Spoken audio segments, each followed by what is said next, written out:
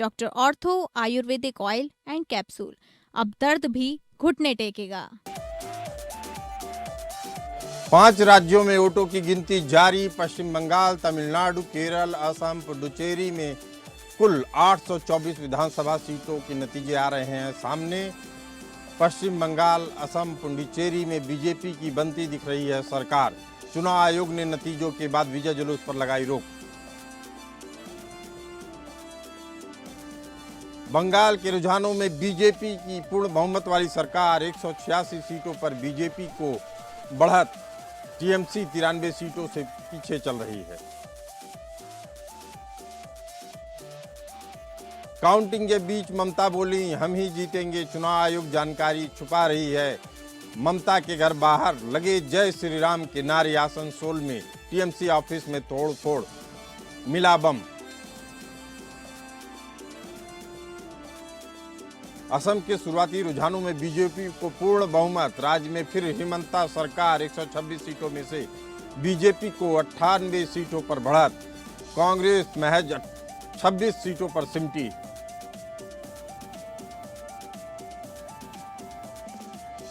रुझानों में तमिलनाडु में बड़ी उलटफेर। टीवीके बनी नंबर 1 पार्टी। डीएमके रुझानों में पिछड़ा। पुडुचेरी में भी बीजेपी सरकार।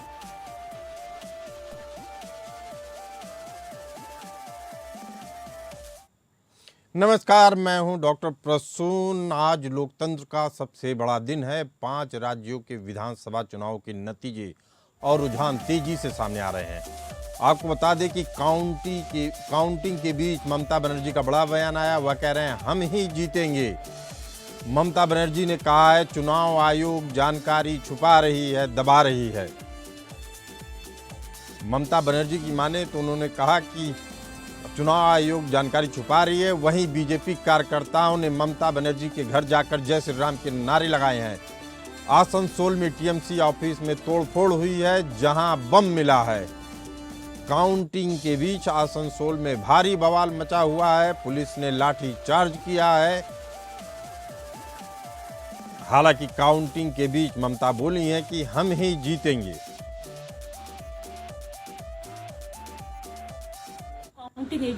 কাউন্টিং এজেন্টরা এবং প্রার্থী ক্যান্ডিডেটরা তারা ভোটিং এলাকা ছেড়ে আসবেন না। স্ট্রং রুমে যেখানে কাউন্টিং হচ্ছে মানে সেন্টারে, সেখান ছেড়ে কেউ আসবেন না। এটা বিজেপির প্ল্যান। প্রথম 2-3 রাউন্ডে আমি কালকে থেকেই বলছি যে ওদেরগুলো আগে দেখাবে, আমাদেরগুলো পরে দেখাবে। এবং অনেক জায়গায় 2-3 রাউন্ড কাউন্টিং করার পরে প্রায় 100টা জায়গায় কাউন্টিং বন্ধ করে রেখে দিয়েছে। এবং কল্যাণীতে ধরা পড়েছে 7টা মেশিন, যেখানে কোনো মিল নেই। এটা টোটাল ফোর্স, পুলিশ সেন্ট্রাল ফোর্সকে দিয়ে চারিদিকে তৃণমূল কংগ্রেসের উপর অত্যাচার করছে, অফিস ভাঙছে, জোর করে দখল করছে। এসআইআর নামে আপনারা দেখেছেন ভোট লুট করেছে যাতে যে সিটগুলো জিততে পারে। কিন্তু এখনও এমন 70টা সিট আছে, 100টা সিট আছে যেগুলো আমরা এগিয়ে আছি, সেগুলো বলছে না। টোটালটাই মিথ্যে নিউজ খাওয়াচ্ছে। আগে ডিআইসিও এই খবরগুলো দিত, কিন্তু তাকে কালকে চেঞ্জ করে দেওয়া হয়েছে। টোটালটাই ইলেকশন কমিশন নিজের ইচ্ছে মতো খেলছে। ममता बनर्जी कह रही है अभी केवल 2 से 3-4 राउंड की काउंटिंग हुई है। बीजेपी डाउन करके इस तरह का माहौल बना रही है जहां टीएमसी कार्यकर्ता बूथ छोड़कर चले जाए, जबकि 20 राउंड की काउंटिंग होनी है। उसमें से महज 2 से 4 राउंड की काउंटिंग हुई है। ममता बनर्जी कह रही हैं कि आप सभी कार्यकर्ता बूथ पे डटे रहें और अंतिम चरण के अंतिम वोट तक वहां बने रहें और जीतेंगे हम ही। आपको बता दें कि 5 राज्यों के विधानसभा चुनाव के नतीजे और रुझान तेजी से सामने आ रहे हैं। बंगाल, असम, पुडुचेरी में बीजेपी की सरकार बन रही है। केरल में कांग्रेस की यूडीएफ वाली सरकार बन रही है। तमिलनाडु में अभिनेता से राजनेता बने विजय की टीवीके सत्ता में पाती दिख रही है। बंगाल में खेला हो गया है। अगले कुछ घंटों में 5 राज्यों की किस्मत का बड़ा फैसला होने वाला है। इसी मुद्दे पर चर्चा करने के लिए हमारे साथ मौजूद हैं Vinay Rai ji, managing editor APN news. Mohammad Shakir Ali ji मौजूद हैं, जो टीएमसी प्रवक्ता हैं। साथ ही थोड़ी देर में जुड़ेंगे गौरव मिश्रा, जो बीजेपी प्रवक्ता हैं। मोहम्मद शाकिर अली जी, चुनाव के नतीजों से आप क्या संतुष्ट हैं और इस तरीके के नतीजे आपकी पार्टी को क्यों झेलने पड़ रहे हैं? मोहम्मद शाकिर अली जी। देखिए, भारतीय जनता पार्टी जहां जहां जीती है, जिस जिस राज्यों में जीती है, कभी भी वहां के ऑपोजिशन संतुष्ट नहीं रहे, चाहे हरियाणा हो, चाहे दिल्ली हो, चाहे बंगाल हो। क्योंकि बीजेपी जो है अब जो है अलग अलग हथियार बना के चल रहे हैं जीतने के लिए। अगर मैं आज बंगाल का मुख्यमंत्री होता तो राष्ट्रपति भले शासन हो जाता, लेकिन एसआईआर करने नहीं देते। एसआईआर में जितने भी तरह का खेल करना चाहिए इलेक्शन कमीशन को, उन्होंने उतने तरह का खेल किया है। और जिस तरह से हमारे पार्टी को थोड़ी सी चूक हो गई समझने में कि बिहार में जिस तरह से इलेक्शन कमीशन सक्सेस हुआ, आज उसी तरीका से उन्होंने बंगाल में भी अपना चाल चरित्र दिखाने का काम किए हैं। और 2 महीना पहले 3 महीना पहले एसआईआर का खेल खेल के आज डेमोक्रेसी तौर से चुनाव को उन्होंने जीतने का काम शाकिर अली किया है। जी, अभी जो हमने ममता बनर्जी की बाइट सुनवाई है उसमें कह रही हैं, उन्होंने चुनाव आयोग पर दोषारोपण नहीं किया, उन्होंने कहा है कि हम जीत रहे हैं, अभी 2 ही 3 राउंड की वोटिंग हुई है, अंतिम समय में हम जीत जाएंगे, लेकिन आप अभी से हार मान लिए हैं। नहीं, दीदी का बयान जो था, ये दीदी का बयान करीब 1.5 घंटे पहले का बयान था, 1.5-2 घंटे पहले का बयान था। 1.5-2 घंटे में आप मालूम है कि कम से कम 1.5-2 घंटे में 6 राउंड 7 राउंड 8 राउंड निकल जाता है और निकल जाता है जी। तो हम लोग तो देख रहे हैं ना, हम लोग तो ग्राउंड से जुड़े हुए हैं। तो जो बीजेपी का संख्या आ रहा है तो बहुमत का संख्या वो पार भी कर चुके हैं। तो इसमें नया कुछ और नहीं होने वाला है। लेकिन ये टोटल धांधली और चोरी से इस इलेक्शन को जीता गया है, इसके बाहर और कुछ भी नहीं है। कैसे चोरी से जीता है, थोड़ा खुल के बताइए ना। देखिए, हम तो खुली के बता रहे हैं आपको कि एसआईआर सबसे बड़ा धांधली था। 31 नहीं, ये तो हर चुनाव में होता है, हर चुनाव के पहले होता है। शाकिर अली जी, खुल के बताइए, आप आरोप लगाइए तो साबित भी करिए। एसआईआर नहीं होता है, हर चुनाव के पहले एसआईआर नहीं होता है, ना होना चाहिए। होना चाहिए, क्यों नहीं? जो मर गए उनका नाम तो हटाना पड़ेगा ना, ये तो ऐसे भी हटता था। घुसपैठियों का नाम हटाना पड़ेगा। अरे 20 साल के बाद साहब परसुन भाई, 20 साल के बाद एसआईआर हुआ है। 20 साल के बाद, 20 साल के बीच में क्या कोई चुनाव नहीं हुआ क्या? चुनाव तो हुआ है 20 साल के भीतर में, लेकिन 20 साल के बाद एसआईआर हुआ। आप एसआईआर से पहले आप सेंसेक्स नहीं कराए, आप तो बहुत सारा चीज नहीं कराए। आपको 2011 में सेंसेक्स हुआ है, आप उसको जनगणना नहीं कराए। चलिए, आपके सवालों का जवाब ले लेते हैं। गौरव मिश्रा हमारे साथ मौजूद हैं। टारगेट करके वोट काटना था। गौरव मिश्रा जी, प्रवक्ता बीजेपी, आप 20 साल में एसआईआर नहीं करवाए, अब करवा दिए और यही हार का कारण बना। शाकिर अली जी कह रहे हैं, प्रवक्ता टीएमसी, क्या कहना चाहेंगे? देखिए, सर्जिकल स्ट्राइक तो जनता ने कर दिया। एसआईआर को भूल जाइए। 30-32 साल वामपंथियों का शासन, 15 साल दीदी का शासन। दीदी को जब पश्चिम बंगाल की जनता लाई थी, तो उसे ऐसा लगा था कि वामपंथियों के जंगल राज से, गुंडा राज से, आतंक राज से मुक्ति मिलेगी। लेकिन दीदी ने तो और उसमें और तेल घी डाल करके उसको और बुरी तरह से चोक्ड कर दिया, और पश्चिम बंगाल की जनता को लगने लगा कि ये काले बादल कभी छटेंगे ही नहीं। लेकिन जिस तरह से पश्चिम बंगाल की जनता एकजुट हुई है, और ये पश्चिम बंगाल की सिर्फ जीत नहीं है, भारत के सुरक्षा की जीत है, भारत के उस भूखंड की जीत है जिस भूखंड को काट करके ग्रेटर बांग्लादेश बनाने का षड्यंत्र बांग्लादेश में और विदेशी ताकतें कर रही थी, और उनका साथ टीएमसी के लोग देने के लिए आमादा थे और दे रहे थे। अगर ये चुनाव हाथ से निकलता तो निश्चित रूप से टुकड़े करने में कोई कोर कसर ये लोग नहीं कोई कोर कसर टीएमसी नहीं छोड़ती। विनय राय जी, मैनेजिंग एडिटर, हमारे साथ मौजूद हैं। विनय जी, पश्चिम बंगाल की बात की जाए, आसाम की बात की जाए या पुडुचेरी की, तीनों में बीजेपी की सरकार बनती दिख रही है। और पहले, इन चुनाव से पहले 21 राज्यों में बीजेपी की सरकार थी। अब इन चुनावों के बाद 28 में से 22 राज्यों में, यानी एक और बढ़ गया बंगाल में, 22 राज्यों में बीजेपी की सरकार सीधे या गठबंधन के तौर पे आ चुकी है। इसका क्या मायने निकाला जाए? और एक के बाद एक राज्य जीतते जा रहे हैं, क्या बड़ा कारण आप समझते हैं? जी, सबसे बड़ा कारण है कठिन परिश्रम और कार्यकर्ताओं को जुट करके चुनाव लड़ने का तरीका। आप एक बात बताइए कि 23 सीट से 78 सीट उड़ीसा में जीते ना नवीन पटनायक के 24 साल के सत्ता का जो एक तरीके से उनका तौर तरीका उसको खत्म करके उड़ीसा में सत्ता पे काबिज हुए। कौन था वहां संगठन महामंत्री इंचार्ज? सुनील बंसल।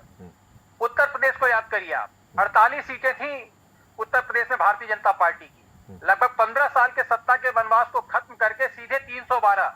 कौन था यहाँ का संगठन मंत्री? सुनील बंसल। और पश्चिम बंगाल में 15 साल की दीदी के सत्ता की विदाई और पिछले 4 साल से कौन वहां पूरी बागडोर संगठन के स्तर पे संभाल रखा था? सुनील बंसल। सबसे बड़ी चीज है लो प्रोफाइल रहते हुए जिस तरीके से संगठन को भारतीय जनता पार्टी ने मजबूत किया। और सबसे बड़ी बात है सत्ता में बैठे हुए व्यक्ति को कभी भी अहंकार की भाषा नहीं बोलनी चाहिए। 2 चीजें आप खास तौर से मैं कहूंगा, अभी बात हो रही थी, आलम साहब ने कहा ना कि एसआईआर गलत हुआ तो विरोध करना चाहिए था। आल पार्टी कह देती हम चुनाव पार्टिसिपेट ही नहीं करेंगे जो आपका तौर तरीका है। आपने चुनाव भी पार्टिसिपेट किया। आपने चुनाव के दौरान भरे मंच पर अभिषेक बनर्जी ने कहा कि 12 बजे के बाद आना 4 तारीख को, तब बताएंगे क्या होता है। और ममता बनर्जी जी जो मुख्यमंत्री हैं उन्होंने कहा कि अगर तुम भाजपा को वोट दोगे तो मैं तुम्हें माफ नहीं करूंगा। ये मंचीय भाषण है। सबसे बड़ी चीज है कि आपको परिश्रम करना पड़ेगा। ममता बनर्जी का सत्ता बड़े इस तरह नहीं इग्नोर कर सकते कि वो बड़े हवा मुड़ गई हैं और हार गई हैं। लेफ्ट का सफाया कैसे किया था ममता बनर्जी ने, लेकिन कम से कम ममता बनर्जी आज भी लगभग 100 सीटों के आसपास ठहरी हुई हैं 15 साल की सत्ता के बावजूद। वो भी तब जबकि पूरी सत्ता भारतीय जनता पार्टी की पूरे संगठन के स्तर पर प्रवासी भारतीयों के बदौलत, और सबसे बड़ा जो नारा था एक तरीके से हिंदू मुस्लिम पोलराइजेशन भी किया गया, लेकिन 15 साल की सत्ता की जो कमियां थी उसको उजागर करके, क्योंकि हर यूथ रोजगार चाहता है, उन कमियों को उजागर किया गया विनय राय जी। लेकिन पहली बार देखा गया बंगाल चुनाव में कि जिस तरीके से माइनॉरिटी का वोट लेने के लिए उनके मन में असुरक्षा का भाव भरा जाता था कि अगर बीजेपी की सरकार आ गई तो आपको नेस्ता नाबूद किया जाएगा, जिसके कारण अल्पसंख्यक भारी मात्रा में वोट करते थे। ऐसा बंगाल चुनाव में पहली बार देखा गया कि बहुसंख्यकों को पहली बार लगा कि अगर आपकी हम वोट नहीं डाले या ममता बनर्जी आ गई तो हमारा अस्तित्व खत्म हो जाएगा।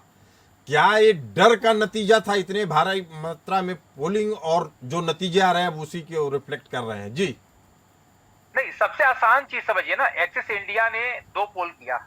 उसने तमिलनाडु की पोलिंग की जहां सारे पोल करने वाली जो संस्थाएं थी वो डीएमके को जिता रही थी। अकेली संस्था उसने कहा कि विजय सत्ता में लौट रहे हैं। लेकिन उसने बंगाल के बारे में क्या कहा कि दरअसल जो बेसिक पैरामीटर है वो भी कंप्लीट नहीं कर पा रहे हैं, कि जनता डर के मारे बोलना ही नहीं चाहती है। तो जब 70% का जो उन्होंने आंकड़ा रखा है कि वो बोलना नहीं चाहते हैं, इसलिए हम बेसिक जब हमारे पैरामीटर उसको हम अगर नहीं मीट कर पा रहे तो हम सर्वे नहीं देंगे। तो डर किसका था पश्चिम बंगाल में? जो 70% लोग खुलकर सामने नहीं आए। जाहिर सी बात थी, सत्ता का डर था, ममता बनर्जी जी का डर था, अभिषेक का डर था। आप उनके प्रत्याशी को याद करिए, जिस तरीके के माहौल बनाए गए थे। अगर मैं कह सकता हूं अगर पैरामिलिट्री फोर्स नहीं होती तो इस तरीके का मतदान नहीं होता। बेहद अहम बात कर रहे हैं विनय राय जी। पहली बार ऐसा चुनाव हुआ जिसमें एक भी व्यक्ति की हत्या नहीं हुई। जी परसों जी एक चीज में और ऐड करिए, अगर एसआईआर हुआ, नाम कटा, मैं मान लेता हूं चलिए नाम कटा, लेकिन 93% लगभग वोट पोल हुए हैं। ये वोट कौन से थे? जायज वोट थे, नाजायज वोट थे? कौन से वोट थे? जो आखिर पश्चिम बंगाल का मतदाता था वही तो वोट किया होगा ना। तो मतदान 93% हुआ है, इसमें कोई दो राय नहीं है। पिछली बार की अपेक्षा ज्यादा वो मतदान हुआ है। हाँ, ये जायज सी बात है, जो बाहर लोग रहते थे उनका नाम कटा है, जो गलत नाम थे वो कटा है। एक सवाल अभी भी इस बात पे खड़ा है, जो जायज सवाल है कि 27 लाख नाम ऐसे थे जो कंट्रोवर्शियल थे, जिसका फैसला अंतिम समय तक नहीं आ पाया। और सुप्रीम कोर्ट ने कहा अभी ये स्क्रूटनिंग का पार्ट है, ये लोग मतदान नहीं करेंगे। लेकिन अगर ये नाम भी जुड़ गया होता तो जो थोड़ा बहुत विपक्ष बोल रहा है या टीएमसी के लोग बोल रहे हैं वो अवसर नहीं मिलता। मेरा मत है चुनाव में सबको पार्टिसिपेट करने का मौका मिलना चाहिए, और जो 27 लाख नाम रह गए अगर उनका फैसला सही समय से कर दिया गया होता तो शायद ये सवाल आज न उठ रहे होते। लेकिन घुसपैठिए बड़ा मुद्दा थे। जो लोग अपनी पहचान जाहिर करना चाहते थे वह वोटर लिस्ट में थे, और जो लोग नहीं जाहिर करना चाहते थे उनका नाम काटा गया। शाकिर अली जी कुछ कहना चाह रहे हैं? शाकिर अली जी बताइए। देखिए, ये एसआईआर होने के बाद 31 लाख वोट जो है पिछले इलेक्शन से प्लस हुआ है। 31 लाख वोट ज्यादा पड़ा, 27 लाख वोट काटा गया है। तो आप बताइए, जो 27 लाख वोट जो काटा गया, जिसको वोट देने का राइट छीना गया, तो आज उसको सुप्रीम कोर्ट के जस्टिस ने जब कहा कि इसको सल्टाया जाए तो इलेक्शन कमीशन बहुत धीरे से काम किए, इसको सल्टाने का 27 लाख को फ्री नहीं किए। वोट क्या हुआ, वोट जो एसआईआर का जब वोटर लिस्ट जब फिल्टर हुआ तो वो वोटिंग जो हुआ 90%, 92%। शाकिर अली जी, जब सुप्रीम कोर्ट का फैसला आया था तो ममता बनर्जी ने उसका खुलेआम स्वागत किया था, यानी जो बातें थी वो सबके सामने थी, उसके बाद ही चुनाव हुआ। शाकिर अली जी, आपके लिए एक और खबर है और उससे ज्यादा अच्छी खबर गौरव मिश्रा जी के लिए है, प्रवक्ता बीजेपी। गौरव जी, जो अब आंकड़े आ रहे हैं तमिलनाडु से, उसमें साफ है कि एआईएडीएमके को 53 सीटें मिल रही हैं, डीएमके को 45 सीटें, टीवीके को, विजय वाली पार्टी को, जो अभिनेता से राजनेता बने हैं, उनको 116 सीटें तक पहुंच गई हैं, और बीजेपी को 3 सीटें हैं और 2 सीटें कांग्रेस को जा रही हैं। अब जो आंकड़ा है 118 का, कांग्रेस ने कह दिया है कि हम अपना समर्थन बिना शर्त समर्थन देने के लिए तैयार है टीवीके को। क्या आपकी पार्टी भी विजय को समर्थन देने के लिए तैयार है बिना शर्त? देखिए, यदि डबल इंजन की सरकार चाहिए और डबल इंजन के लाभ चाहिए तो निश्चित रूप से तमिलनाडु की जनता के लिए टीवीके को सोचना चाहिए और सोचना पड़ेगा, मुझे ऐसा लगता है आने वाले समय में। और भारतीय जनता पार्टी निश्चित रूप से तमिलनाडु के अंदर बड़ा बदलाव देखना चाहती थी, उसके लिए बहुत अहर्निश परिश्रम भी हम पिछले चुनावों से कर भी रहे हैं, हमारा वोट प्रतिशत लगातार बढ़ भी रहा है। और जिस तरह से स्टालिन बंधु ने, उनके पिता पुत्र ने सनातन के संहार और उसके नाश की जो एक बेड़ा उठा रखा था और जिस तरह से कुचलने का प्रयास किया, कहीं न कहीं उसको भी ये सीधा और स्पष्ट संदेश है कि इस देश का जनमानस बटा हुआ नहीं, ये सांस्कृतिक रूप से एक राष्ट्र है और इसको खंडित जो करने का प्रयास करेगा, एक समय जरूर आएगा कि यहाँ की जनता उठ खड़ी होकर के उसके खिलाफ अपना मत देगी। और उसी तरह गौरव मिश्रा जी, आप उसी बात को कह रहे हैं जिस बात को मैं दोहरा रहा था। विनय राय जी, जो बात मैं कह रहा था कि अब देश की अस्मिता और अखंडता से ज्यादा अब व्यक्तिगत स्तर पे उसके जीवन की सुरक्षा पे भी बात आ रही है। जो पश्चिम बंगाल में इतने भारी पैमाने पे वोटर्स के घर से निकलने के रूप में देखा जा रहा है, कारण केवल यही माना जा रहा है कि अब उनके खुद के जीवन पे बात आ चुकी थी। शाकिर अली जी का एक जवाब मैं दे दूं।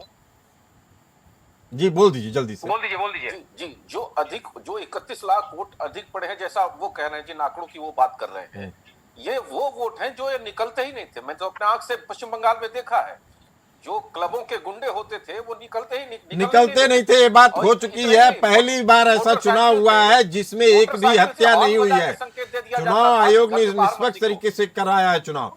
लेकिन विनय राय जी, एक बड़ी खबर ये भी आ रही है कि जो बाई इलेक्शन हुए थे, 7 सीटों पर बाई इलेक्शन हुए थे, उसमें से बीजेपी 4 सीटों पे सीधे तौर पे जीत रही है, 1 सीट पे उसका सहयोगी एनसीपी जीत रही है। आपको बता दें कि बारामती विधानसभा सीट पर सुनेत्रा पवार जीत रही है, एनसीपी की उम्मीदवार जो अजीत पवार की पत्नी हैं।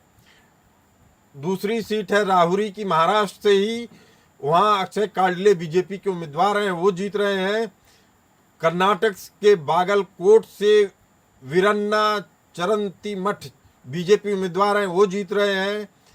कर्नाटक के ही दावणगेरे साउथ से श्रीनिवास टी दासी करियप्पा जीत रहे हैं, वो भी बीजेपी उम्मीदवार हैं। आपको बता दें कि गुजरात के उमरेठ से विधानसभा चुनाव हुआ था, उपचुनाव, उसमें हर्षद परमार बीजेपी उम्मीदवार हैं, वो भी जीत रहे हैं। एक के बाद एक सीटों पे जो निष्कर्ष आ रहे हैं उसमें लग रहा है कि बीजेपी केवल इसी 5 राज्यों में नहीं, जो अगल बगल भी हो रहे हैं वहां भी बीजेपी अच्छी खासी लीड ले रही है। इन चुनाव के नतीजों को आप किस तरीके से आकलित करते हैं विनय जी? देखिए, जहां तक उपचुनाव का सवाल है, तो जिसकी सत्ता होती है उसके साथ मैक्सिमम मतदान होता है, क्योंकि उपचुनाव में क्या देखा जाता है, जनता ये चाहती है कि जिसकी सरकार है उसका कैंडिडेट जीतेगा तो ज्यादा काम करा पाएगा क्षेत्र के लिए। लेकिन ओवरऑल अब देश में एक तो एक तौर तरीका बन चुका है कि सत्ता जिसको भी मिलेगी पूर्ण बहुमत के साथ मिलेगी, फुल मेजॉरिटी के साथ जनता देना चाहती है और आमने समझदार में सरकार को नहीं छोड़ना चाहती है। तो बार बार हंग असेंबली आने से तरीके बदल जाते हैं, काम करने के ब्लैकमेलिंग का तरीका बढ़ जाता है पॉलिटिकल पार्टियों का। और मैं तो कहूंगा जो तमिलनाडु की भी स्थिति है, क्योंकि मैक्सिमम जो लड़ाई है एआईएडीएमके की और बीजेपी की, वो भी डीएमके के खिलाफ है। तो अगर विजय को अगर समर्थन एआईएडीएमके और बीजेपी देती है तो मुझे लगता है किसी भी तरह की दुविधा नहीं होगी और बिना किसी ब्लैकमेल, बिना किसी मजदार के पूर्ण तरीके से सरकार चलाते रहेंगे। और वो भी यूथ है, उनके ऊपर जिम्मेदारियां बड़ी हैं, क्योंकि जनता ने जिस उम्मीद पर चुना है, आप पूरे अगर तमिलनाडु का कैरेक्टर देखेंगे तो चाहे वो करुणानिधि रहे हों या जयललिता रही हों, फिल्म एक्टर्स के इर्द गिर्द घूमी है। बीच में एक वैक्यूम आया जिसको विजय ने एक तरफा कहे तो उड़ा ले गए सबको उस आंधी में, और अब वो सत्ता पे बैठने वाले हैं। जहां तक एकदम अब स्पष्ट ही होता जा रहा है, क्योंकि छोटे से आंकड़ों से दूर है बहुमत के, उनको समर्थन मिल जाएगा। विनय जी, एक बड़ा सवाल ये उठ रहा है, जहां बीजेपी एग्रेसिव रही है, जहां हिंदुत्व को लेकर वह आक्रामक रही है, वहां उसे बहुमत से बहुत ज्यादा वोट मिल रहा है। जहां वह थोड़ा सा ढिलाई बरतती है या विकास के नाम पे चुनाव लड़ती है पूरी तरीके से, तो वह रिजल्ट नहीं मिल रहा है जो मिलना चाहिए। चर्चा कर रहे थे पश्चिम बंगाल सहित 5 राज्यों की, जहां की तपिश ने पूरे देश के राजनीतिक माहौल को गरमा दिया है। अब जो रुझान सामने आ रहे हैं, वहां बंगाल की बात करें तो बीजेपी ने बहुमत का आंकड़ा पार कर लिया है, 190 से ज़्यादा सीटों पर बढ़त बनाए हुए है। यह साफ हो चुका है कि बंगाल में अब भगवा ही लहराएगा। टीएमसी के लिए एक कड़ी चुनौती है, क्योंकि ममता बनर्जी भवानीपुर में आगे तो चल रही हैं, लेकिन उनके कई दिग्गज मंत्री पिछड़ते नजर आ रहे हैं। तमिलनाडु की बात करें तो टीवीके के विजय ने धमाका किया है, अभिनेता से राजनेता बने और पहला चुनाव लड़ रहे विजय ने दक्षिण भारत में सबसे चौंकाने वाली खबर दी है। राजनीति के मैदान में उतरे अभिनेता विजय की पार्टी टीवीके ने धमाका कर दिया है, सबसे बड़ी पार्टी बन के उभरे हैं और अब तय माना जा रहा है कि अगले मुख्यमंत्री वही होंगे।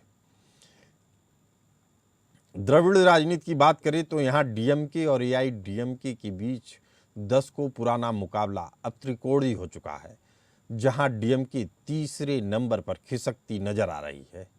असम की बात करें तो बीजेपी यहाँ हैट्रिक लगा चुकी है, भारी बहुमत से एनडीए की लगातार तीसरी बार सरकार बन रही है। कांग्रेस को बड़ा झटका लगा है, वह केवल 26 सीटों तक सिमटी हुई नजर आ रही है। यह फासला बढ़ता और घटता नजर आ रहा है, लेकिन मोटे में आंकड़ा यही दिख रहा है। केरल की बात करें तो केरल में हर 5 साल बाद सरकार बदलने की परंपरा रही है, लेकिन पिछली बार एलडीएफ ने इसे तोड़ा था। लेकिन इस बार कांग्रेस के नेतृत्व वाली यूडीएफ सत्ता में आती दिख रही है। पुडुचेरी में भी एनडीए की सरकार बनती दिख रही है। इससे साफ है कि इन 5 राज्यों के चुनाव में बीजेपी ने अपनी एक और राज्य में बढ़त बना लिया। वो राज्य ऐसा है जहां से पूरे देश को मैसेज जा रहा है।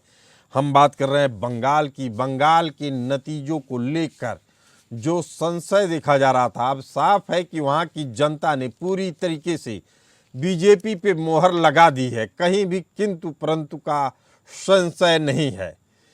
लेकिन चुनाव से पहले जो मतदाताओं की चुप्पी थी वह बहुत कुछ कहती थी। इसी बारे में जानते हैं अपने मैनेजिंग एडिटर विनय राय जी से। विनय जी, जो चुप्पी थी मतदाताओं की, उसके पीछे क्या कारण था? डर था या कुछ और? जाहिर सी बात है, डर था, क्योंकि इसके पहले के परिणाम के दौरान हो या मतदान के दौरान आप देख चुके हैं कि मतदान हुआ नहीं कि हिंसा शुरू। अभी मैं तमाम चैनलों पर और साथ में जो अपने रिपोर्टर्स खबर भेजते हैं उसके अंदाज पर अगर मैं कहूँ तो एक महिला ने कहा कि भाई आप किसकी सत्ता चाहती हैं, तो उसने सीधे कहा भाजपा की। बोला क्यों? बोला मेरा इकलौता भाई था, वो लेफ्ट को समर्थन करता तो उसको टीएमसी के गुंडों ने मार दिया और उसके सदमे से उसकी मां मर गई। तो ऐसा कोई एक एग्जाम्पल नहीं है, ऐसे तमाम बंगाल में देखे गए हैं कि तमाम ऐसे कार्यकर्ता जो दूसरे पार्टियों के थे उनकी हत्याएं हुई और समय समय पर हुई हैं। केवल चुनावी दौरान जो हिंसा के आंकड़े आते हो तो अलग है कि मतदान के दिन कितनी हिंसा में लोग मारे गए या मतदान के तुरंत बाद कितने मारे गए, लेकिन 5 सालों तक चिन्हित कर करके अगर आप उनको किलिंग करेंगे तो जनता के मन में रोष रहता है और डर रहता है कि भैया चलो हम खुलकर नहीं आएंगे सामने किसी के कि कौन जीत रहा है कौन हार रहा है, हम किसको वोट देंगे। लेकिन बैलेट पेपर पर रहा हो चाहे ईवीएम मशीन की बात रही हो, अंदर जब वो जाएगा तो बटन तो दबाएगा और बटन दबाने का ही परिणाम है कि इस तरह की चीजें आ रही हैं। वरना खुले तौर पर पश्चिम बंगाल में कौन बोल रहा था ममता बनर्जी के खिलाफ? हाँ, एक चीज जरूर थी कि भारतीय जनता पार्टी के काडर ने मेहनत करके हर बूथ पे अपने वर्कर खड़े कर लिए थे, अपने एजेंट खड़े कर लिए थे। उनके समर्थन के लिए प्रवासियों को जो बंगाल से जो ताल्लुक रखते थे उनकी ड्यूटी लगा दी गई थी, वो स्टैंड कर रहे थे। यहाँ तक कि मतदान के समय में भी प्रवासी वहां मौजूद थे और मतगणना के समय भी कंट्रोल रूम में बैठाए गए थे कि अगर कोई आपत्तिजनक स्थिति पैदा होती है तो उनके सेफ्टी सिक्योरिटी के लिए वर्कर खड़े रहे। ये परिस्थितियां थी। अब कम से कम मुझे ये उम्मीद है कि जो भारतीय जनता पार्टी इस समय सत्ता में आने जा रही है, अब थोड़ा संतुलित व्यवहार करे, जो हिंसा का दौर था उसको किसी तरह से समाप्त करे। ऐसा ना हो कि जो 15 साल से दबे कुचले रहे हैं अब वो रिएक्शन में कोई उपद्रव करना शुरू कर दें। ये रोकने की जिम्मेदारी अब पैरामिलिट्री फोर्स के साथ साथ सत्ता में आने वाली पार्टी की भी है। और देखिए शपथ ग्रहण का तारीख कब तय होता है, कौन मुख्यमंत्री शपथ बनता है, ग्रहण उनकी का कैबिनेट तारीख कैसे बनता है। क्यों कब तय होता है ये तो देखने वाली बात होगी, लेकिन मोहम्मद शाकिर अली एक जी चीज है, मौजूद महिलाओं की बल्ले बल्ले होने वाली है, कैबिनेट में महिलाओं का दबदबा रहेगा जी। ये और मान के उन्होंने चलिएगा। बीजेपी ने कह दिया 1000 से बढ़ा के 3000 रुपए दिया जाएगा। मोहम्मद शाकिर अली वो जी, तो अब देखा जाए कि नतीजे तो आपके खिलाफ ही जा रहे हैं। आपसे पहले जो डिबेट थी उसमें एक राजनीतिक विश्लेषक ने यह दावा किया कि अगर 190 से ऊपर जा रहा है बीजेपी का आंकड़ा और टीएमसी का आंकड़ा 100 से नीचे है, तो ये मान के चलिए हिंदू और मुस्लिम वोटरों का विभाजन पूरी तरीके से हो चुका था। मुस्लिम वोट केवल टीएमसी को जा रहे थे और हिंदू वोट पूरी तरीके से बीजेपी को जा रहे थे। इस आकलन पे आपका क्या कहना है मोहम्मद शाकिर अली जी? नहीं, वो जो आपके जो विश्लेषण बैठे हुए जो विश्लेषण कर रहे थे, एनालिसिस कर रहे थे, वो तो पहले अपने भाषण में वो मोदी जी से ऊपर सुनील बंसल को लेके चले गए। हर जगह सुनील बंसल का तारीफ की है, ठीक है, अच्छी बात है। हो सकता है उनका सुनील बंसल से अच्छा ताल्लुकात हो, मेरा भी अच्छा ताल्लुकात है नो डाउट, अच्छा रिश्ता है, नो डाउट। सुनिए, मेरा भी no अच्छा doubt अच्छा ताल्लुकात रिश्ता है सुनील बंसल से, सुनिए, मेरा भी नहीं, अच्छा आप ताल्लुकात आलम है, लेकिन ना जो आपने मोदी जी को कम आका, सुनील बंसल जी को साहब, ऊपर आका, ये धन्य है आप। एक कोई दिक्कत नहीं। मिनट आलम साहब, शाकिर अली जी, शाकिर अली जी, कंप्लीट कर दूं, कंप्लीट मैं कर अपनी दूं, बात खत्म कर दूं, मैं अपनी बात 30 सेकंड खत्म में कर दूं। 30 सेकंड में बोल दे रहा हूँ, आप कंप्लीट कर लेंगे। सब चीज हाँ। आपने आप उत्तर प्रदेश, बंगाल और सब कुछ आप सुनील बंसल जी को दिए, अच्छी बात है। मोदी अब कहाँ अनमैच उसकी है, इनकार कर रहे हैं? मोदी श्रेष्ठ से बाहर है, मोदी तो सबसे ऊपर है, मोदी को कौन मैच करने आ रहा है? नहीं, आप मैं जो इस आपका समय जो मोदी analysis और अमित सुना, शाह तो तुलना मत करिए। मैंने एनालिसिस सुना तो मैंने ये कहा सुनील बंसल जी अच्छे व्यक्ति है, हम जानते हैं उनको, बहुत अच्छा, पार्टी के लिए बहुत लॉयल है, हम जानते हैं और बहुत मेहनत करते हैं, हम जानते हैं उनके बारे में। मैं ये कह रहा था कि उन्होंने ये कहा कि बीजेपी का गवर्नमेंट बने, लेकिन इनके ही प्रवक्ता, आप भाई साहब आप ज्यादा ध्यान दीजिएगा, इनके ही प्रवक्ता जो है कुछ देर पहले कह के गए दिल्ली से कि मुसलमानों ने भी, हर वर्ग के लोग मुसलमानों ने भी बीजेपी को वोट किया है। चलिए और शाकिर अली जी, ये अगर आपको मुसलमानों ने भी ये आपको अगर दिखाई दे रहा। बीजेपी को वोट किया है तो आपके लिए दोहरी समस्या है। अब ये बताइए कि मुसलमान आपसे क्यों भागा? नहीं, देखिए मालदा, मुर्शिदाबाद, उत्तर दिनाजपुर, कोच बिहार, इस सब साइड में वहां पर जो है मुस्लिम जो है वोट दिया, क्यों भागा? अब देखिए भागने का क्या सवाल उठता है, नहीं उठता है, ये जनता है, जनता जनार्दन है, जनता जनार्दन बेहद अहम बात कर रहे हैं शाकिर अली जी, यही बात मैं कह रहा हूं। जनता के निर्णय को सर माथे लगाइए और स्वीकार करिए कि आपकी कुछ गलतियां रही होंगी, ताकि जनता ने आपको नकार दिया। चाहता हूं मैं फिर ये बात आपको कह देना चाहता हूं कि जिस तरह से पूरे देश में एसआईआर जहां जहां भी हुआ हो, बंगाल में एसआईआर वोट को जीतने के लिए हुआ है, इस तरह का एसआईआर कहीं नहीं हुआ है। सब जगह हुआ है, लेकिन आप अपनी गलती नहीं स्वीकार करेंगे तो इसका भी खामियाजा उठाएंगे। शाकिर अली जी, कहीं नहीं हुआ। शाकिर अली जी, अगर आप इससे अभी सीख नहीं लेंगे तो और नुकसान उठाएंगे। विनय राय जी, आप कुछ कह रहे हैं जी? मैं ये कह रहा हूँ कि जहां तक बात है चेहरों की, अमित शाह जी चुनाव कैंपेन कर रहे हैं, नो डाउट उनकी रणनीति थी, लेकिन ग्राउंड पे जो काम करता है, लीडरशिप तो प्रधानमंत्री की है, इसमें कौन दो रहा है? पूरे देश में प्रधानमंत्री जी का जलवा चल रहा है, अमित शाह जी पूरे देश के लिए रणनीति तैयार कर। लेकिन अगर हम पर्टिकुलर किसी जगह की बात करते हैं, जो ग्राउंड पे उस स्ट्रेटजी को उतारता है, उसके बाद फॉलो करता है, वो नाम सुनील बंसल का था। वैसे तो भूपेंद्र यादव भी प्रभारी थे, आप उनके नाम को क्यों भूल जाएंगे? शुभेंदु अधिकारी को भूलेंगे जो बंगाल के चेहरे थे? ये मसला नहीं है, लेकिन मैं तो सुनील बंसल जी का जो उन्होंने मेहनत किया है, मैं उनका तारीफ करता हूँ, उन्होंने बहुत संघर्ष किया। और चलिए, अच्छे तारीफ करने से ज्यादा शाकिर अली जी, मैं तो उनका समर्थन आत्मचिंतन करना है आपको आत्मचिंतन करना है कि जनता ने नकारा क्यों, इतने बड़े पैमाने पे आपको नकार दिया गया। इसमें आत्म मंथन की जरूरत है, दूसरे की तारीफ की जरूरत नहीं है। वैभव भट्टा हमारे साथ मौजूद है, कांग्रेस प्रवक्ता, कांग्रेस राष्ट्रीय कोऑर्डिनेटर युवा कांग्रेस के हैं। वैभव भट्टा जी, आपका स्वागत है हमारे इस डिबेट में। आपको पहले बधाई देना चाहते हैं। केरल में आपकी सरकार बन रही है, उसके लिए आप बधाई के पात्र हैं। आपका खाता खुल चुका है, यूडीएफ के जरिए आपकी सरकार बन रही है। केरल में आपकी सरकार बन रही है, इसके पीछे क्या कारण देखते हैं आप? देखिए, मैं तो यही कहूँगा कि केरल में लोग ज़्यादा समझदार हैं।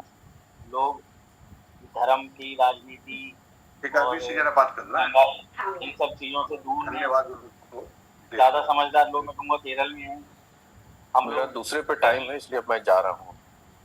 देखिए, हम आपको लोग बता दें धन्यवाद। वैभव जी, जी बताइए। अभी जो आप बता रहे हैं कि ज्यादा समझदार हैं, तो क्या दूसरे प्रदेश की जनता कम समझदार है?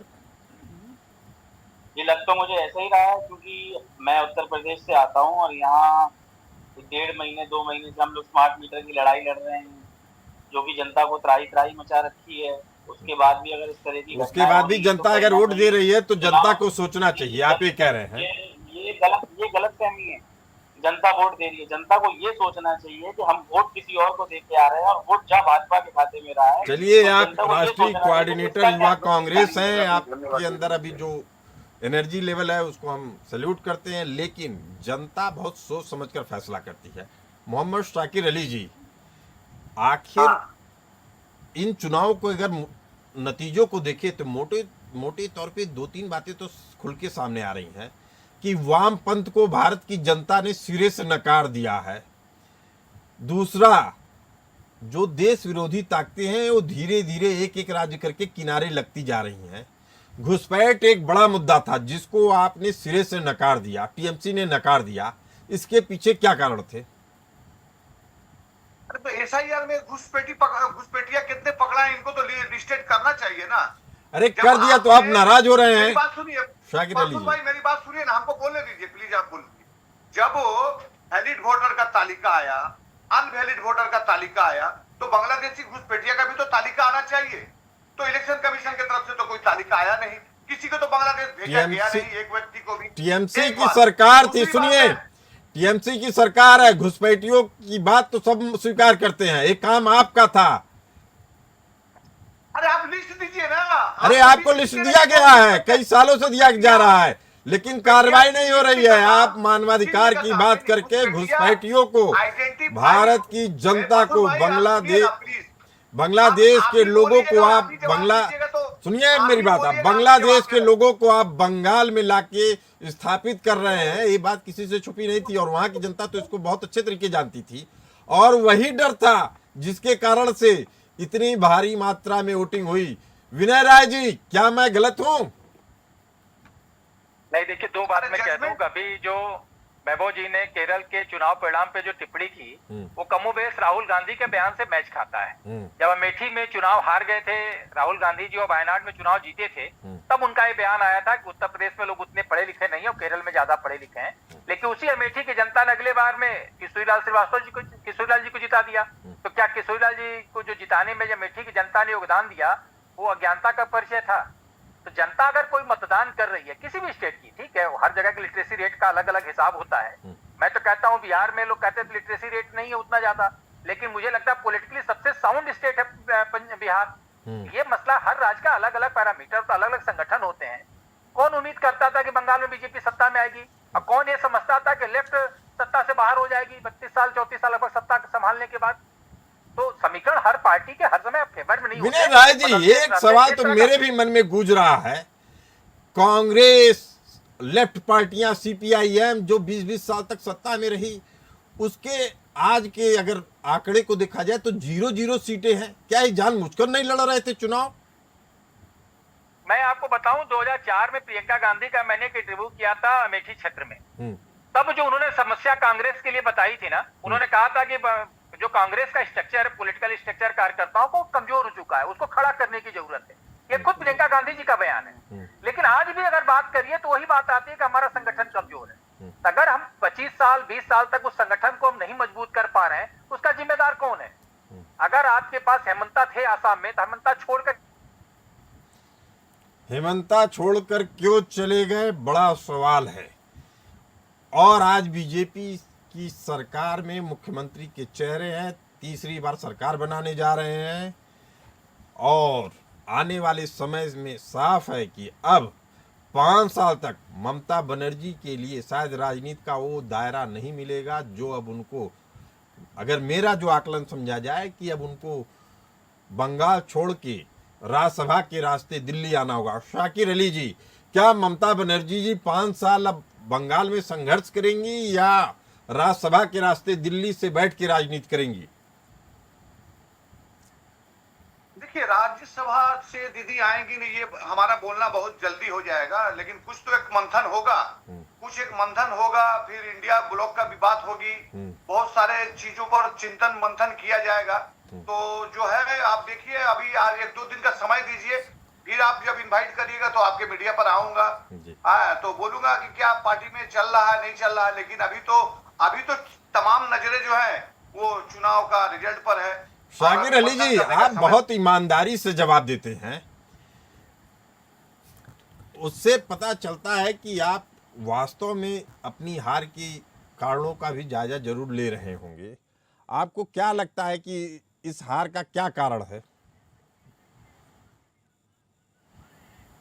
हमारी आवाज जा रही है शाकिर अली जी को। शाकिर अली जी, आपको बता दें कि जिस तरीके के चुनाव के नतीजे आए हैं वो बेहद चौंकाने वाले हैं। अगर बात करें बंगाल की, तो बंगाल में 293 सीटें थीं, जिसमें से 194 सीटें बीजेपी के खाते में गई हैं। महज 93 सीटें टीएमसी यानी ममता बनर्जी की पार्टी के खाते में गई।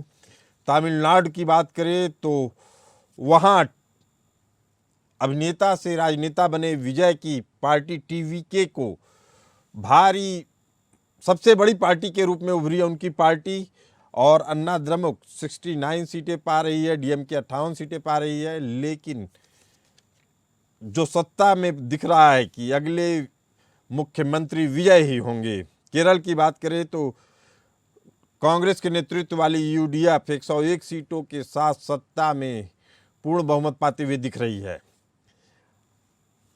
हमारे साथ मौजूद हैं वैभव भट्टा जी। केरल के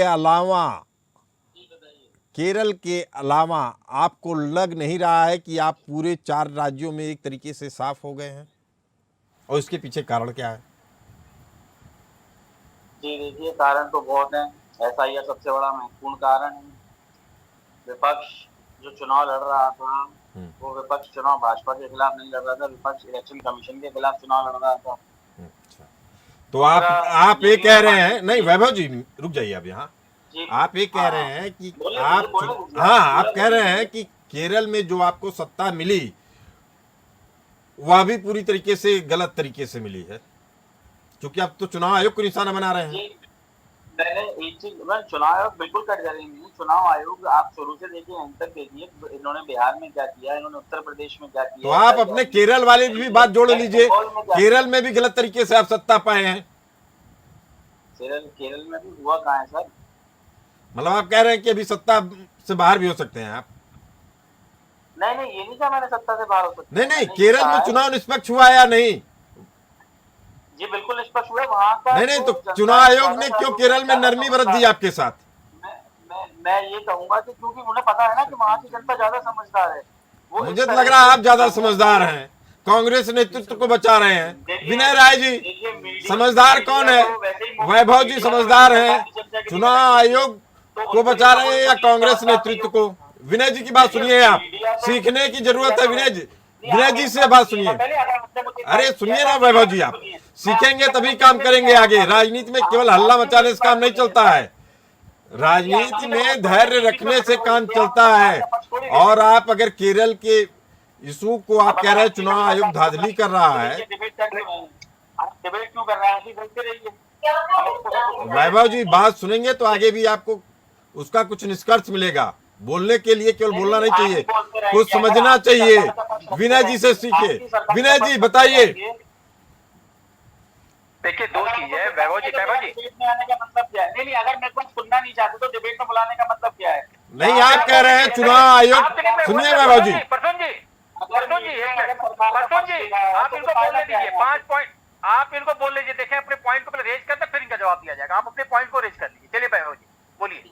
वही मैं कहना चाह रहा हूँ ना कि अब मुझे हमें भी तो बोलने का मौका दीजिए, बीच बीच में आप बोलो ना, अब आप बोलिए ना अपने जो 5 देखिए- पॉइंट आपको लगता है बोल डालिए। देखिए, बात 5 पॉइंट की नहीं है, बात महत्वपूर्ण ये है कि देश में महंगाई, देश में क्या कहते हैं आज स्मार्ट मीटर की लड़ाई, देश में गैस की लाइन किल्लत। अरे वैभव जी, चुनाव आयोग पे आइए। आप चुनाव आयोग के मुद्दे पे बात कर रहे थे, आप फिर बात नहीं कर रहे चुनाव आयोग पे। चुनाव आयोग निष्पक्ष चुनाव करवाया या नहीं केरल में, हाँ या ना जवाब दीजिए आप। वैभव जी, अभी आप युवा नेता हैं, अभी सीखिए। आप अगर चुनाव आयोग पे आरोप लगा रहे हैं तो उसका जवाब दीजिए, या तो फिर दूसरे की बात सुनिए। पूरी बात कंप्लीट करने दीजिए, कंप्लीट करेंगे तभी आपको समझ में आएगी। बीच में आप रोकेंगे तो सरकार का पक्ष मत लीजिए आप, बीच में पहले पूरी बात सुनिए आप। इतनी सारी समस्याओं के बाद अगर वो भाजपा के पक्ष में दिख रहा है तो आप समझिए ना, सीधा सीधा खेल इसमें चुनाव आयोग का है, क्योंकि जनता तो वोट दे नहीं रही चुनाव भाजपा को। इतना पीड़ित होने के बाद, इतना लाइनों में लगने के बाद, इतना परेशान होने के बाद, इतना परेशान होने के बाद अगर ये वोट ईवीएम के माध्यम से बीजेपी को जा रहा है तो ये जनता नहीं दे रही है वोट, ये वोट जो है वो चुनाव आयोग दिलवा रहा है। अब बताइए आप क्या कहना चाहते हैं? वैभव जी, वही मैं कह रहा हूं आपसे, अगर चुनाव आयोग दिलवा रहा है तो केरल में आपके साथ नरमी क्यों बरत दिया चुनाव आयोग ने? क्योंकि उन्हें पता है ना केरल, उन्हें पता है ना, क्योंकि केरल में माहौल नहीं, जब जनता का रोल ही नहीं है तो उसमें जनता का रोल ही नहीं है, तब तो चुनाव आयोग का रोल है और पार्टियों का रोल है। जब वहां पे ये लोग माहौल नहीं बना रहे। चलिए ठीक है, विनय राय जी की बात सुन लीजिए। विनय राय जी क्या कह रहे हैं? हाँ बताइए विनय जी। अब देखिए, दो चीजें हैं। SIR को आप दोषी मान रहे हैं, लेकिन उसी SIR पर ममता बनर्जी आज लगभग 100 सीटों पे खड़ी हैं। सवाल तो ये उठ रहा है कि कांग्रेस क्यों इतने पीछे चली गई। उसी SIR के परिणाम पर विजय आज जो 3 साल पहले जिन्होंने पार्टी बनाई, आज सत्ता के करीब पहुंच गए हैं। सवाल ये नहीं है कि SIR से नुकसान मत, ठीक है, जाहिर सी बात है जो गलत नाम पे कटे हैं। उत्तर प्रदेश में लगभग 2 करोड़ से ज्यादा नाम कटे हैं, बिहार में 60 लाख से ज्यादा नाम कटे हैं। तो नाम जहां भी डबलिंग था, मैं अपना एग्जांपल दे सकता हूं कि जिस जगह पे मैं पहले अलर्टी हुआ करता था वो घर भी नहीं बचा, घर डिमोलिश हो चुका है, लेकिन वहां भी मैं वोटर था।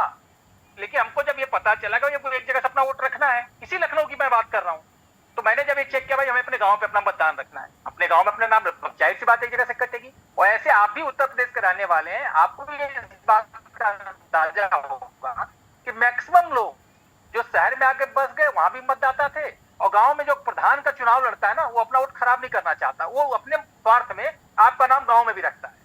आपको लगता है चलो कोई बात नहीं, शहर में तो हम ही है, जरूरत पड़ेगा गांव में जाके प्रधान का वोट दे देंगे। इसीलिए प्रधान के चुनाव में जो स्थानीय चुनाव होते हैं उसमें लगभग 80% 90% मतदान होते हैं।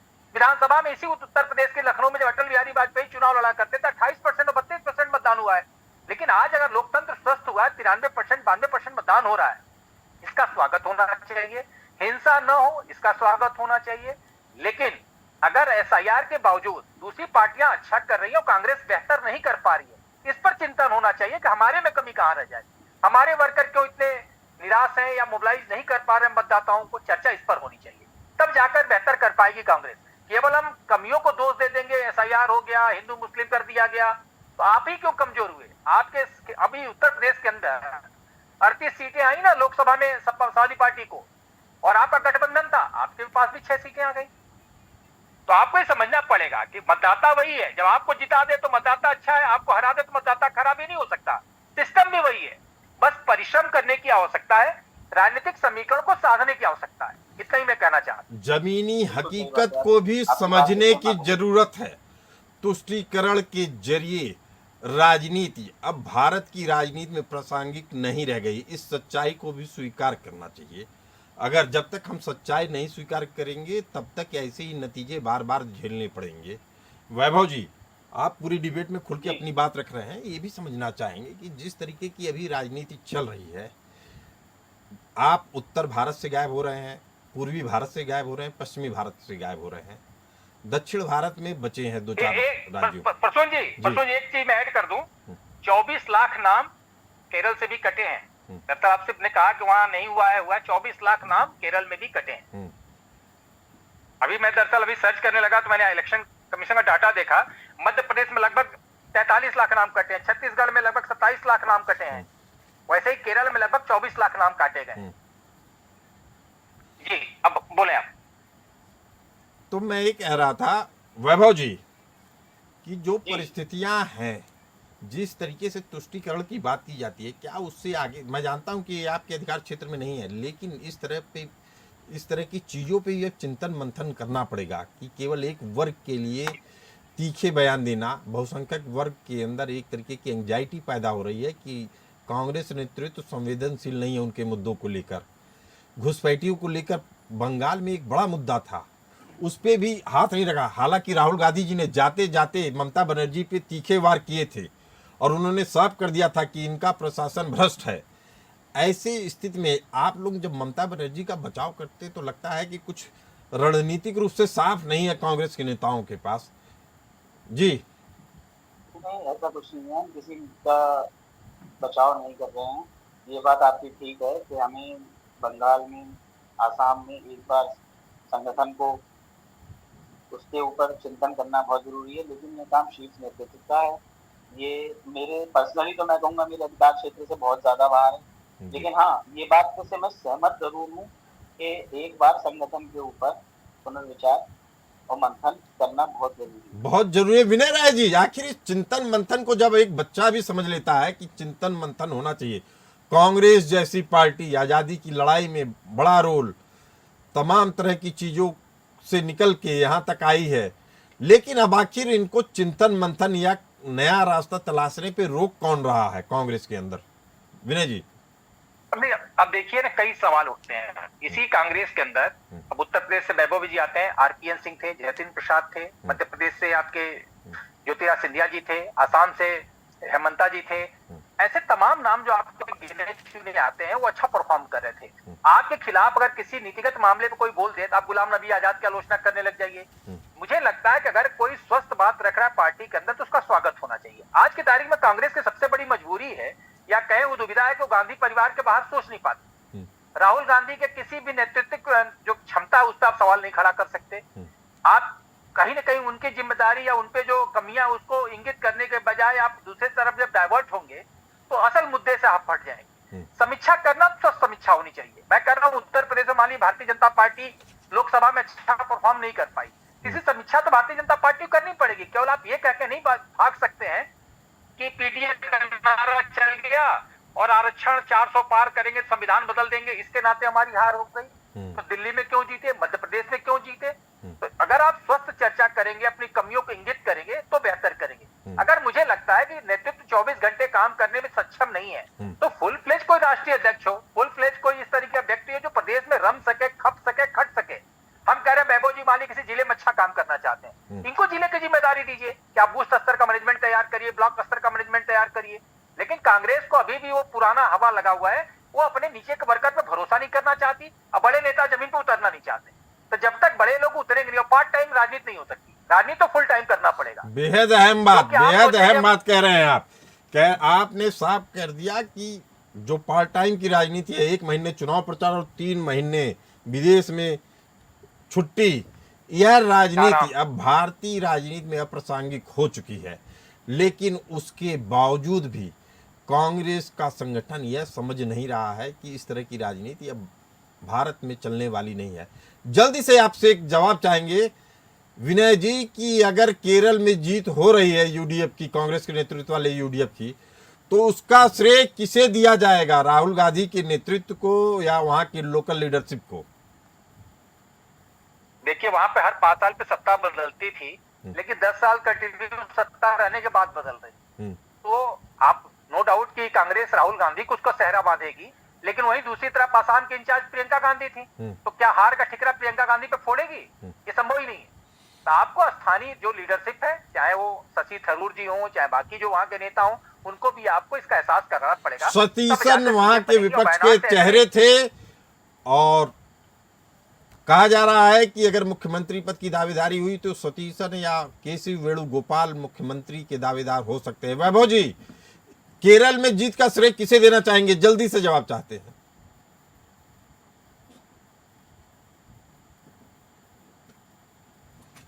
वैभव जी, आपको आवाज आ रही है हमारी? जी, आप बताइए। केरल में जीत का श्रेय किसे देना चाहेंगे? राहुल गांधी जी को देना चाहेंगे, प्रियंका गांधी जी को देना चाहेंगे या वहां के लोकल नेतृत्व को? जी, कांग्रेस की जीत हुई है, मैं तो ये कहूंगा कांग्रेस के राष्ट्रीय अध्यक्ष मल्लिकार्जुन खड़गे जी, राहुल जी से लेकर कांग्रेस का अंतिम एक वार्ड अध्यक्ष भी जो होगा, मैं उसको भी जीत की बधाई देना चाहूंगा। सबने मिलकर ये लड़ाई जीती है और आगे कोशिश करेंगे कि पूरे देश में सब लोग मिलकर ये लड़ाई आगे जीतते रहे। आगे जीतते रहे। लेकिन इतना तय है कि केरल में जिस तरीके से कांग्रेस ने सत्ता में वापसी की है, उनके लिए संजीवनी का काम कर सकती है। लेकिन आगे क्या रणनीति कांग्रेस अपनाएगी, ये देखने वाली बात होगी। बीजेपी के लिए एक संदेश साफ है कि जिस तरीके से उन्होंने राष्ट्रवाद को, सनातन धर्म को और देश के सभी वर्गों को साथ लेकर चलने की कोशिश की है, उसमें सफलता मिल रही है। इसी तरीके से चलेंगे तो उनकी राजनीति बरकरार रहेगी। और हमें भी ये आकलन करते रहना होगा कि देश के लोगों के हितों को सबसे ऊपर रखा जाए। आप तीनों चारों लोग हमारे इस खास चर्चा में आए, आप लोगों का बहुत बहुत धन्यवाद। फिलहाल इस चर्चा में इतना ही, हमें दीजिए इजाजत। नमस्कार।